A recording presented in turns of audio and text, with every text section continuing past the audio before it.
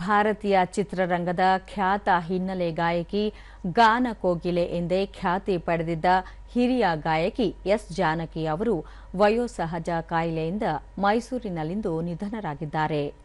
ಅವರಿಗೆ 88 ವರ್ಷ ವಯಸ್ಸಾಗಿತ್ತು. ಕನ್ನಡ, ತೆಲುಗು, ತಮಿಳು, ಮಲಯಾಳಂ, ಹಿಂದಿ, ಸಂಸ್ಕೃತ, ಒಡಿಯಾ, ತುಳು, ಉರ್ದು, ಪಂಜಾಬಿ, ಬಂಗಾಲಿ, ಕೊಂಕಣಿ ಜೊತೆಗೆ ಇಂಗ್ಲಿಷ್, ಜಪಾನೀಸ್, ಜರ್ಮನ್ ಹಾಗೂ ಸಿಂಹಳಿ ಸೇರಿದಂತೆ 20ಕ್ಕೂ ಅಧಿಕ ಭಾಷೆಗಳಲ್ಲಿ 48,000 ಹಾಡುಗಳಿಗೆ ಧ್ವನಿಯಾಗಿದ್ದರು.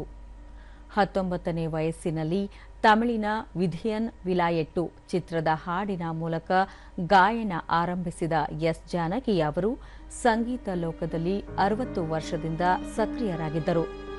2013ರಲ್ಲಿ ಕೇಂದ್ರ ಸರ್ಕಾರ ಪದ್ಮಭೂಷಣ ಪ್ರಶಸ್ತಿ ನೀಡಿ ಗೌರವಿಸಿತ್ತು.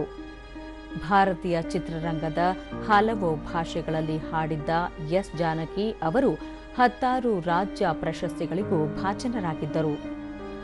ಕನ್ನಡ ಚಿತ್ರರಂಗದಲ್ಲಿ 1970ರಿಂದ 80ರ ದಶಕದಲ್ಲಿ ಹಿರಿಯ ಗಾಯಕರಾದ ಪಿಬಿ ಶ್ರೀನಿವಾಸ್, ಎಸ್ಪಿ ಬಾಲಸುಬ್ರಹ್ಮಣ್ಯಂ, ಡಾ ರಾಜ್ಕುಮಾರ್ ಅವರೊಂದಿಗೆ ಅನೇಕ ಜನಪ್ರಿಯ ಹಾಡುಗಳಿಗೆ ಧ್ವನಿಯಾಗಿದ್ದರು. ಜಿಕೆ ವೆಂಕಟೇಶ್, ರಾಜನಾಗೇಂದ್ರ, ಹಂಸಲೇಖ ತನಕ ಹಲವು ಸಂಗೀತ ನಿರ್ದೇಶಕರೊಂದಿಗೂ ಸಹ ಕೆಲಸ ಮಾಡಿದ್ದರು.